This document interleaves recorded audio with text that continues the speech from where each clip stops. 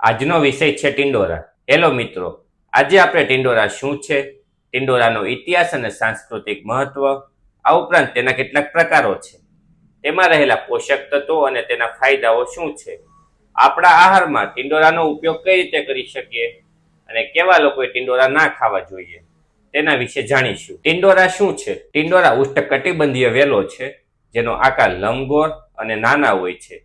આ ઉપરાંત તે કાકડી અને તરબૂચ જેવા દેખાય છે, જેને કારણે તેને બેબી તરબૂચ તરીકે પણ ઓળખવામાં આવે છે, જે જ્યારે કાચા હોય છે ત્યારે લીલા અને પાકે ત્યારે લાલ અથવા તો નારંગી રંગના જોવા મળે. ટિંડોરાનો ઇતિહાસ અને સાંસ્કૃતિક મહત્વ શું છે? ટિંડોરાનો મૂળ ઉદ્ભવ આફ્રિકા અથવા તો દક્ષિણ એશિયામાં થયો, જેમ કે ભારત અને બાંગ્લાદેશ.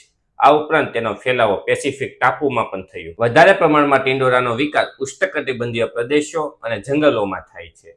આ ઉપરાંત તેનું સાંસ્કૃતિક મહત્વ એ છે કે તેમાંથી આયુર્વેદિક દવાઓ બનાવવામાં આવે છે. ટિંડોરાના કેટલાક પ્રકારો છે. ટિંડોરાના પ્રકાર તેના પ્રદેશો, આકાર અને રંગના આધારે છે. પ્રદેશોના આધારે 4 પ્રકાર છે: ભારતીય ટિંડોરા, આફ્રિકન ટિંડોરા, થાઈ ટિંડોરા અને પેસિફિક ટિંડોરા. પહેલું, ભારતીય ટિંડોરા. ભારતીય ટિંડોરા ભારત, બાંગ્લાદેશ અને શ્રીલંકામાં જોવા મળે છે અને જેનો ઉપયોગ અથાણા અથવા તો કરી બનાવવામાં થાય છે, જેનો આકાર નાનો અને લંબગોળ હોય છે. બીજું, થાઈ ટિંડોરા, જે થાઈલેન્ડમાં જોવા મળે છે અને તેનો ઉપયોગ સલાડ અને સૂપ બનાવવામાં થાય છે, જ્યાં ભારતીય ટિંડોરાની જેમ પાનનો ઉપયોગ થતો નથી, ખાલી ફળનો ઉપયોગ જ થાય છે. ત્રીજું, આફ્રિકન ટિંડોરા. આફ્રિકન ટિંડોરા આફ્રિકાના જંગલમાં જોવા મળે છે. તે ખૂબ જ મોટા અને મજબૂત હોય છે. ચોથું, પેસિફિક ટિંડોરા.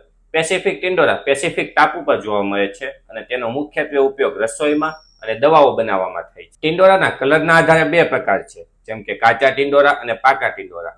પહેલું, કાચા ટિંડોરા લીલા હોય છે અને બીજું, પાકા ટિંડોરા લાલ અથવા તો નારંગી રંગના જોવા મળે છે. ટિંડોરામાં વિટામિન અને ખનિજ તત્વો આવેલા હોય છે અને સાથે તેના શું ફાયદાઓ છે? ટિંડોરામાં વધારે પ્રમાણમાં વિટામિન સી અને વિટામિન એ સાથે પોટેશિયમ, મેગ્નેશિયમ, આયરન અને કેલ્શિયમ જેવા ખનિજ તત્વો, આ ઉપરાંત એન્ટીઓક્સિડન્ટનું પ્રમાણ જોવા મળે છે. ટિંડોરા ખાવાથી આપણા શરીરને શું ફાયદાઓ થઈ શકે? પહેલું, ડાયાબિટીસને નિયંત્રણમાં રાખે છે. ટિંડોરામાં આવેલું એન્ટીઓક્સિડન્ટ જેવું કે ફ્લેવોનોઇડ, જે લોહીમાં સુગરના સ્તરને નિયંત્રિત કરવામાં મદદ કરે છે. બીજું, એન્ટીઓક્સિડન્ટથી ભરપૂર. ટિંડોરામાં વિટામિન સી, બીટા કેરોટીન અને ફ્લેવોનોઇડ જેવા એન્ટીઓક્સિડન્ટ આવેલા હોય છે, જે મુક્ત રેડિકલને નિષ્ક્રિય કરે છે. આ ઉપરાંત બળતરાને ઓછી કરે છે અને સાથે ક્રોનિક રોગોના જોખમને અટકાવે છે. ત્રીજું, પાચન સ્વાસ્થ્યને ટેકો આપે છે. ટિંડોરામાં વધુ પ્રમાણમાં ફાઇબર આવેલા હોય છે, જેના કારણે કબજિયાતને અટકાવી શકાય છે. ચોથું, રોગપ્રતિકારક શક્તિને વધારે છે. ટિંડોરામાં વિટામિન અને ખનિજ તત્વો આવેલા હોય છે, જે રોગપ્રતિકારક શક્તિને મજબૂત બનાવે છે.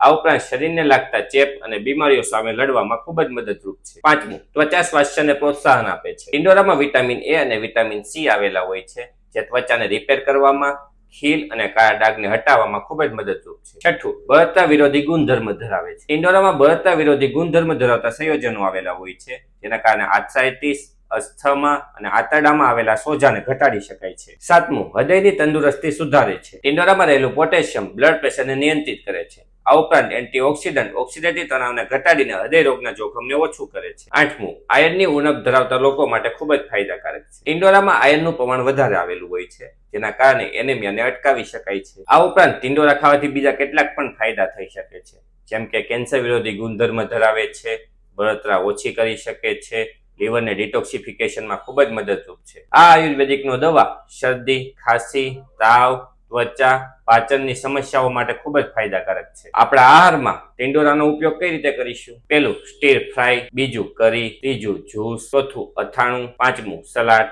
કેવા લોકોએ ટિંડોરા ના ખાવા જોઈએ? ટિંડોરામાં ખૂબ જ પ્રકારના પોષક તત્વો આવેલા હોય છે, જે આપણા શરીરને ખૂબ જ ફાયદાકારક છે, પરંતુ અમુક પ્રકારના રોગ ધરાવતા લોકો ટિંડોરા ખાય તો નુકસાની પણ થઈ શકે છે. પહેલું, જે વ્યક્તિને બ્લડ સુગર ઓછું આવે છે તેવા વ્યક્તિ ટિંડોરા ખાય તો તેને વધારે બ્લડ સુગર ઓછું થઈ જાય છે. બીજું, પાચનની સમસ્યા જેવી કે આઈબીએસ, આંતરડામાં સોજો, પેટનું ફૂલવું અને ગેસ થવું, જો આવી કોઈ પણ સમસ્યા થતી હોય તો ટિંડોરા ઓછા ખાવા કાં તો બંધ કરવા. ત્રીજું, ટિંડોરા ખાવાથી એલર્જી થતી હોય તો, જેમ કે શરીર પર ખંજવાળ આવવી, પગમાં સોજા આવવા, આ ઉપરાંત શ્વાસમાં તકલીફ થવી, તો ટિંડોરા નહિવત ખાવા અથવા તો બંધ કરવા. આ ઉપરાંત કેટલાક એવા રોગો છે જે ટિંડોરાથી નુકસાન થઈ શકે છે, પરંતુ જો તમને ટિંડોરા ખાવાથી કોઈ પણ પ્રકારનો પ્રોબ્લેમ થતો હોય તો નજીકના ડોક્ટરની સલાહ લેવી, ત્યાર પછી ટિંડોરા ખાવા. આવી માહિતી મેળવવા માટે અમારા વિડીયોને લાઇક, શેર અને કોમેન્ટ કરો, સાથે સબસ્ક્રાઇબ કરો.